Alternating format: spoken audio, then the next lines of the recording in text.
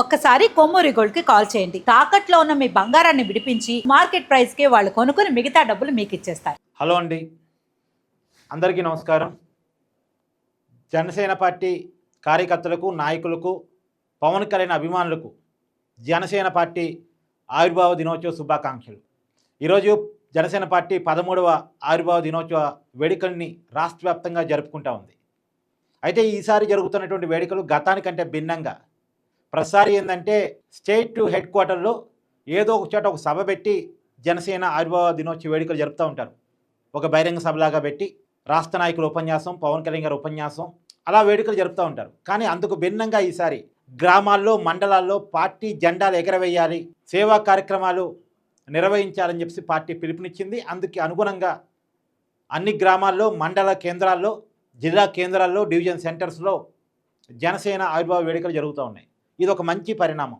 నిజానికి పార్టీ ప్రస్థానం స్టార్ట్ అయిన ఇన్నాళ్ళ తర్వాత ఒక మంచి నిర్ణయానికి ఆ పార్టీ వచ్చింది. పార్టీ ఎప్పుడైనా గ్రామాన జెండా ఎగరాలని కోరుకోవాలి. జనసేన పార్టీ చేసినటువంటి మిస్టేకు, పవన్ కళ్యాణ్ గారి తప్పు ఏంది అంటే, జనసేన పార్టీని ఇన్నాళ్ళ క్రమంలో దాదాపు 2014 ఎన్నికల కంటే ముందు జనసేన పార్టీ ప్రస్థానం స్టార్ట్ అయింది. ఇవాళ 2026లో ఉన్నాం. అంటే దగ్గర 13వ వసంతంలోకి జనసేన పార్టీ అడుగు పెడతా ఉంది. ఈ 12 సంవత్సరాల క్రమంలో 13వ వసంతంలోకి అడుగు పెడుతుంది కదా. ఇన్ని సంవత్సరాల కాలంలో జనసేన పార్టీ ఆంధ్రప్రదేశ్లో ఉన్నటువంటి 175 నియోజకవర్గాల్లో నాయకులను తయారు చేసుకోవడంలో, కమిటీలు వేసుకోవడంలో ఎంత అవునన్నా కాదన్నా ఫెయిల్ అయింది. ఆ వైపుగా పార్టీ దృష్టి పెట్టడంలో ఫెయిల్ అయింది. అన్ని చోట్ల పార్టీ సభ్యత్వాన్ని చేర్చుకోవటం, నాయకులను తయారు చేసుకోవటం, కార్యకర్తలని తయారు చేసుకోవటం, దీంట్లో ఆ పార్టీ ఫెయిల్యూర్ ఖచ్చితంగా ఉంది. కాకపోతే ఇక్కడ మనం ఒప్పుకోవాల్సిన గొప్పతనం ఏంటంటే, శూన్యం నుంచి శిఖరం వరకు ఒక రాజకీయ పార్టీ పెట్టడం, ఆ రాజకీయ పార్టీ నడిపించడం, నిలబెట్టడం, విజయాలు సాధించడం, అంతకుముందు ఎదురైనటువంటి పరాజయాలను తట్టుకొని నిలబడి విజయం వరకు వేచి ఉండటం, ఇది చాలా గొప్పతనం. నిజానికి జనసేన పార్టీ అనేక ఇబ్బందుల నుంచి పుట్టింది. పవన్ కళ్యాణ్ ఆలోచన రావడానికంటే ముందు, నిజానికి జనసేన పార్టీ ఆలోచన రావడానికంటే ముందు ప్రజారాజ్యం అనేటువంటి పార్టీని పవన్ కళ్యాణ్ గారి సోదరుడు మెగాస్టార్ చిరంజీవి 2009 ఎన్నికల కంటే ముందు పెట్టారు. ఎన్నికల్లో పోటీ చేశారు. అప్పుడు ఎన్నికల్లో కింగ్ అవుతామని ముందు అనుకున్నారు. తర్వాత కనీసం కింగ్ మేకర్ అవుతామని అనుకున్నారు. కానీ అనుకున్నది రాలేదు. ఉమ్మడి ఆంధ్రప్రదేశ్ రాష్ట్రంలో కేవలం 18% ఓటు బ్యాంకుతో 18 సీట్లు మాత్రమే ఆ పార్టీకి ఆ రోజు వచ్చాయి. నిజానికి చిరంజీవికి అభిమానులు ఎక్కువ కదా. ఆ రోజు 3 పార్టీల మధ్య ఓట్లు చీరాయి. అధికార కాంగ్రెస్, ప్రతిపక్ష టీడీపీ, అలాగే ప్రజారాజ్యం పార్టీ మధ్య ఓట్ల చీలికలో ప్రజారాజ్యం పార్టీ అనుకున్నంతగా పర్ఫార్మెన్స్ చూపించలేకపోయింది. కానీ ఆ మొదటిసారి ఎన్నికల్లో ఆ మాత్రం రావడం గొప్పే, కాదు అనేది కాదు. కానీ ఆ పార్టీని నిలబెట్టుకోవడంలో చిరంజీవి కొంత విఫలమయ్యారు. ఆ పార్టీని తర్వాత కాంగ్రెస్లో మెర్జీ చేశారు. ఆ మెర్జీ చేసిన దాన్ని పవన్ కళ్యాణ్ అంగీకరించలేకపోయారు. కానీ అప్పట్లో పవన్ కళ్యాణ్కి ఒక క్లారిటీ వచ్చింది. ఒక రాజకీయ పార్టీ పెట్టడం, నిలబెట్టుకోవటం, విజయం సాధించడం అనేది అంత చిన్న విషయం కాదు. నిజమే, ఈ దేశంలో చాలామంది మహామహులు ఒక రాజకీయ పార్టీ పెట్టి ఫెయిల్ అయిన వాళ్ళు ఉన్నారు. మన రాష్ట్రంలో సినిమా వాడైనటువంటి ఎన్టీఆర్ పార్టీ పెట్టి క్లిక్ కావచ్చు కాక, ఆనాటి పరిస్థితులు వేరు. అంటే పరిస్థితులు కూడా అనుకూలించాలి. ఆ పెట్టే వ్యక్తికి అభిమానులు ఉంటే సరిపోదు, ఆ పెట్టే వ్యక్తికి మాస్ ఫాలోయింగ్ ఉంటే సరిపోదు. అప్పుడున్న పరిస్థితులు కూడా సహకరించగలగాలి. ఎన్టీఆర్ పెట్టినప్పుడు పరిస్థితులు సహకరించినాయి. పార్టీ పెట్టిన 9 నెలల్లో అధికారంలోకి వచ్చాడు అంటే ఆ రోజు కాంగ్రెస్ మీద విపరీతమైన వ్యతిరేకత. కాంగ్రెస్కు ప్రత్యామ్నాయంగా ఎవరైనా వస్తే బాగుండు అనుకునేటువంటి టైంలో ఎన్టీఆర్ తెలుగుదేశం పార్టీని పెట్టారు, అధికారంలోకి వచ్చారు. కానీ ప్రజారాజ్యం పార్టీ పెడుతున్నప్పుడు ఆ పరిస్థితులు లేవు. ఇప్పుడు అంతెందుకండి, తమిళనాడులో ఒకప్పుడు ఎంజీఆర్ వీళ్ళంతా క్లిక్ అయ్యారు. తర్వాత కాలంలో సినిమాల్లో క్రేజ్ వచ్చి పార్టీ పెడదాం అనుకున్న రజనీకాంత్ ముందుకు వచ్చి బ్యాక్ స్టెప్ వేశాడుగా. కమల్ హాసన్ రాజకీయ పార్టీ పెట్టి అనుకున్నంత క్లిక్ కాలేకపోయాడుగా. విజయకాంత్ పార్టీ పెట్టి ఫెయిల్ అయ్యాడుగా. ఇప్పుడు తమిళనాడులో విజయ్ అనేటువంటి ఒక స్టార్ హీరో పార్టీ పెట్టి డక్కా ముక్కిరి కింద మీద పడుతున్నాడు. ఆ పార్టీని ఎంతవరకు నిలబెట్టుకోగలడో చూడాలి. అనేక మంది సినిమా సెలబ్రిటీలు రాజకీయాల్లోకి వచ్చి సెటిల్ అయిన వాళ్ళు ఉన్నారు, ఫెయిల్ అయిన వాళ్ళు ఉన్నారు. అయితే చాలామంది సెలబ్రిటీలు అయితే ఏదో రాజకీయ పార్టీలు జాయిన్ తమ అదృష్టాన్ని పరిశీలించుకుంటూ ఉంటారు. కానీ పార్టీ పెట్టి నిలబెట్టుకోవడం అనేది చిన్న విషయం కాదు. అంటే పవన్ కళ్యాణ్ గారికి చిరంజీవి ఎగ్జాంపుల్ ఒకటి ఉంది. అయినా సరే తెగించి పెట్టారు. నిజానికి ఒక ఓటమి తర్వాత, ఒక పరాజయం తర్వాత మళ్ళీ ఒక రాజకీయాల్లోకి రావాలనే డెసిషనే ఒక సెన్సేషన్. కానీ ఆ సంచలనానికి పవన్ కళ్యాణ్ తెరలేపారు. తన కళ్ళ ముందు ఫెయిల్యూర్ కనపడుతున్నా దానికి భయపడకుండా ఒక రాజకీయ పార్టీ పెట్టడం ఒక డేరింగ్.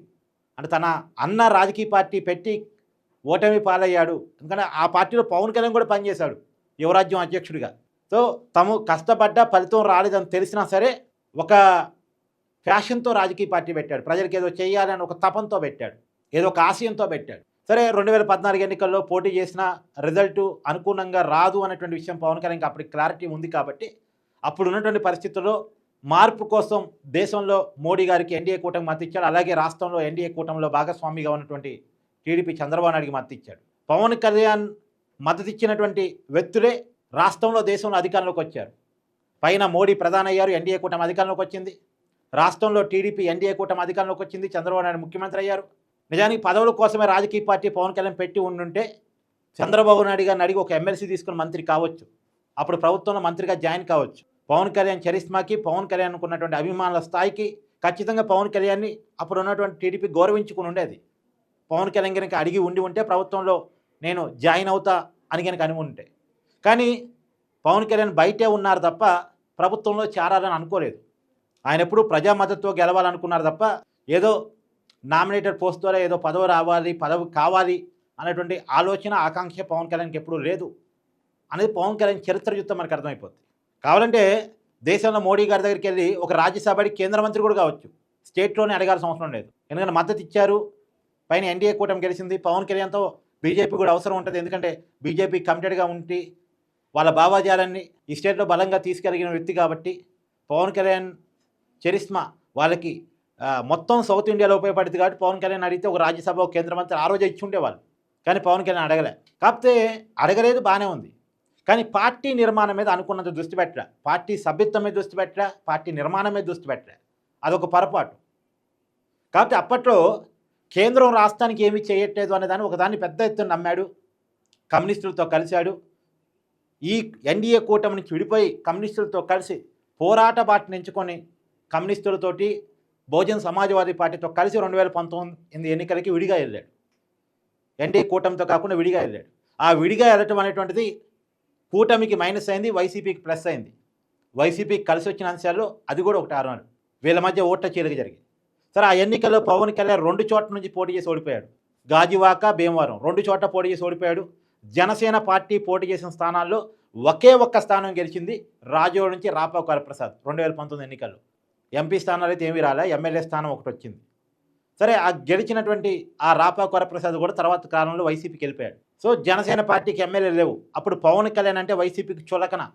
ఎమ్మెల్యేగా గెలవలేనోడు నాయకుడంట. అసలు పార్టీనా, అతను ఒక నాయకుడా, అందులో ఆ పార్టీని బీజేపీలో మెర్జీ చేయబోతున్నారు. ఇలా రకరకాల ప్రచారాన్ని వైసీపీ పుట్టించింది. పవన్ కళ్యాణ్ వ్యక్తిగతంగా టార్గెట్ చేసింది, పవన్ కళ్యాణ్ వ్యక్తిగతంగా అవమానించింది. సో ఎన్నో అవమానాలు, ఎన్నో హేళనలు, ఎన్నో ఎదురు దెబ్బలు, స్వయంగా ఎదురైన ఓటములు. అప్పటికే పార్టీ పెట్టి అప్పుడే 2014 ఎన్నికల కంటే ముందు పెట్టారు కదా. 14 ఎన్నికలు అయిపోయినాయి, 19 ఎన్నికలు అయిపోయినాయి. 2 ఎన్నికలు, ఒక ఎన్నికల్లో పోటీ చేయలేదు, రెండోసారి ఎన్నికల్లో పోటీ చేసినా విజయం రాలేదు. స్వయంగా పవన్ కళ్యాణ్కి ఎదురైన ఓటమి. వీటన్నిటినీ తట్టుకొని, ఎదురు దెబ్బలను తట్టుకొని, అవమానాలను తట్టుకొని, హేళనలు తట్టుకొని, విమర్శలు తట్టుకొని నిలబడ్డాడు, కలబడ్డాడు. వైసీపీ మీద గట్టిగా ఫైట్ చేశాడు. కాకపోతే ఆ రోజు వైసీపీ చేసిన హేళన ఫలితంగానో, వాళ్ళు చేసిన పాలన ఫలితంగానో పవన్ కళ్యాణ్ మనసు పూర్తిగా జగన్మోహన్ రెడ్డి గారి మీద విరిగిపోయింది. జగన్మోహన్ రెడ్డి గారికి కరుడుగట్టిన వ్యతిరేకంగా పవన్ కళ్యాణ్ని తయారు చేసింది. కరుడుగట్టిన వ్యతిరేకంగా పవన్ కళ్యాణ్ని తయారు చేసింది.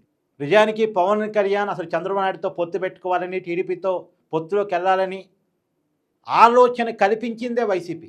అంటే ఇంకా అసలు టీడీపీ జనసేన పొత్తు పెట్టుకోకముందే పవన్ కళ్యాణ్ చంద్రబాబు నాయుడికి దత్తపుత్రుడని ఇలా రకరకాల ప్రచారాలు చేసి, అప్పటికి నిజానికి పవన్ కళ్యాణ్ కమ్యూనిస్టులతో విడిపోయి బీజేపీతో పొత్తు పెట్టుకున్నాడు. కానీ ఇంకా టీడీపీతో పొత్తు పెట్టుకోవాలా, టీడీపీకి బీజేపీకి చాలా గ్యాప్ వచ్చేసింది, చాలా గ్యాప్ వచ్చింది. అసలు టీడీపీ బీజేపీతో మళ్ళీ కలిసిద్దా లేదా అన్నంత గ్యాప్ ఆ రోజుల్లో ఉంది. కొంతమంది బీజేపీలో ఉండేటువంటి వైసీపీ బ్యాచ్ ఒకటి ఉందిలే, వాళ్ళు పెద్ద ఎత్తున కేంద్ర పెద్దలకి టీడీపీకి వ్యతిరేకంగా రిపోర్ట్లు పంపించడం చాలా జరిగాయి. కానీ ఆ క్రమంలో చంద్రబాబు నాయుడిని అరెస్ట్ చేసిన తర్వాత పవన్ కళ్యాణ్ గారు స్వయంగా రాజమండ్రి సెంట్రల్ జైలుకి వెళ్ళి చంద్రబాబు నాయుడు గారిని పరామర్శించి అక్కడ పొత్తు ప్రకటన చేశారు. ఒక నిజం తెలుసా, ఈ దేశంలో జైలు గోడల దగ్గర పొత్తు ప్రకటన జరగటం అనేటువంటిది మొట్టమొదటిసారిగా జరిగింది ఈ దేశంలోనే. మామూలుగా పొత్తు ప్రకటనలు ఎలా జరుగుతాయి అంటే ఒక 2 రాజకీయ పార్టీల మధ్య మాకెన్ని సీట్లు ఇస్తారు, అధికారంలోకి వస్తే మాకెన్ని పదవులు ఇస్తారు అని ఒక లెక్కకొచ్చిన తర్వాత, లెక్కలన్నీ తేలిన తర్వాత పొత్తు ప్రకటన చేస్తారు. కానీ పవన్ కళ్యాణ్ గారు అవేవీ లేవు. ఎన్ని సీట్లు ఇస్తారో తెలీదు, అధికారంలోకి వస్తే ఏ పదవులు ఇస్తారో తెలీదు.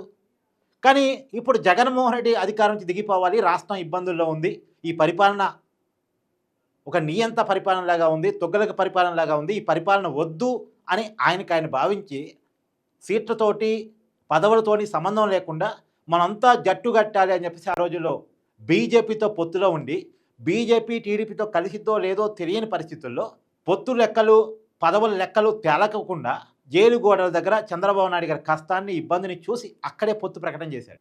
ఈ దేశంలో జైలు గేటు దగ్గర పొత్తు ప్రకటన జరిగింది దేశంలో మొట్టమొదటిసారి.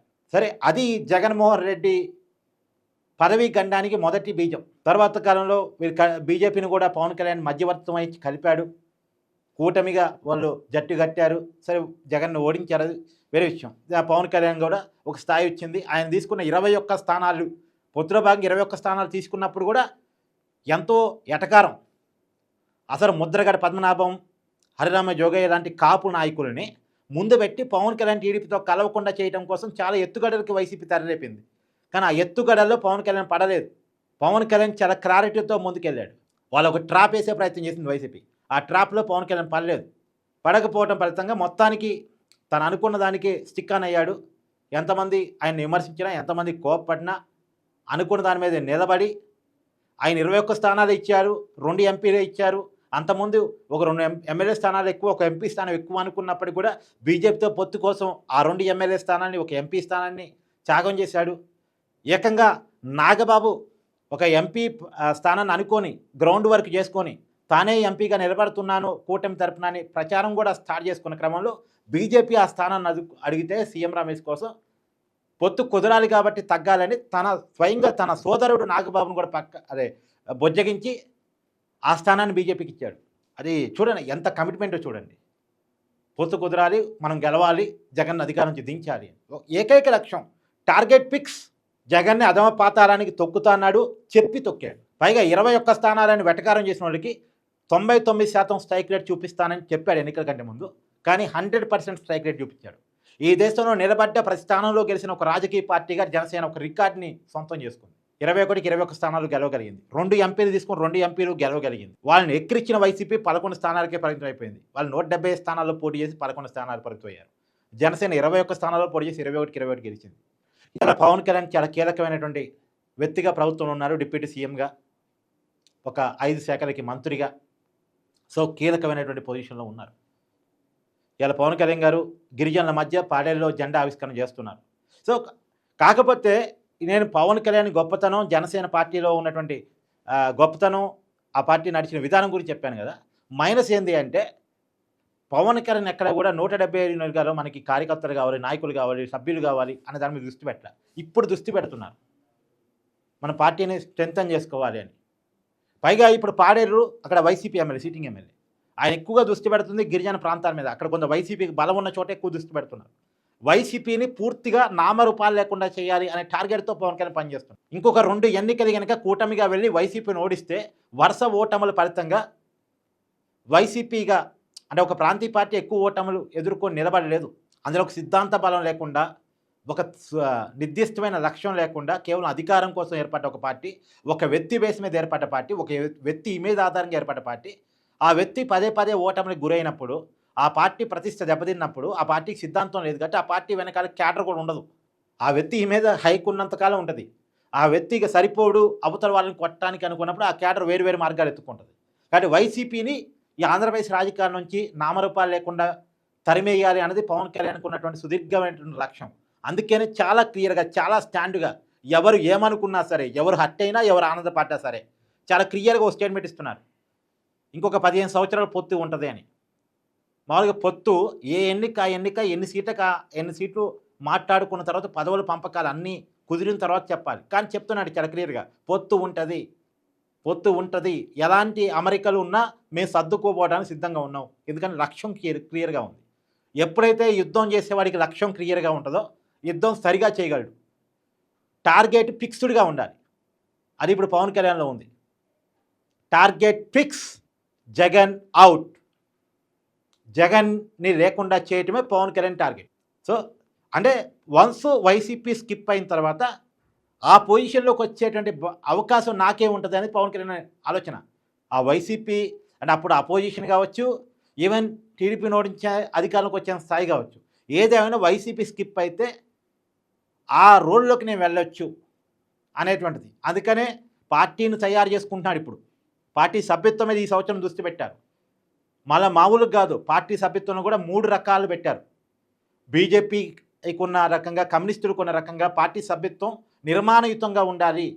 అలానే పార్టీ శాఖలు వివిధ రంగాల్లో మహిళా శాఖ, వీర మహిళ అంటారు కదా వాళ్ళు, తర్వాత ఇలా రకరకాల వింగ్స్ పెట్టి 175 నియోజకవర్గాల్లో పార్టీ కార్యకర్తలను తయారు చేసుకోవాలి. తర్వాత లీడర్స్ని తయారు చేసుకోవాలి. బయట పార్టీ నుంచి వచ్చిన లీడర్స్ని కాదు, సొంత లీడర్షిప్ని తయారు చేసుకోవాలి అనే ఆలోచనతో జనసేన ముందుకెళ్తుంది. చూద్దాం. ఇప్పటికైతే ఒక మంచి అడుగు పాత వైఫల్యాల నుంచి, పాత లోపాల నుంచి సరి చేసుకుంటూ ముందుకెళ్తున్న క్రమంలో ఇప్పుడు కొంత సక్సెస్లో, కొంత హైక్లో ఆ పార్టీ ఉన్నటువంటి సమయంలో రాబోయే కాలంలో ఆ పార్టీ ఎలా ముందడుగు వేయగలదు, తన లక్ష్యాలను చేరుకోగలదు అనేది చూడాలి. మీ అభిప్రాయాన్ని కూడా కామెంట్ చేయండి. Thank you.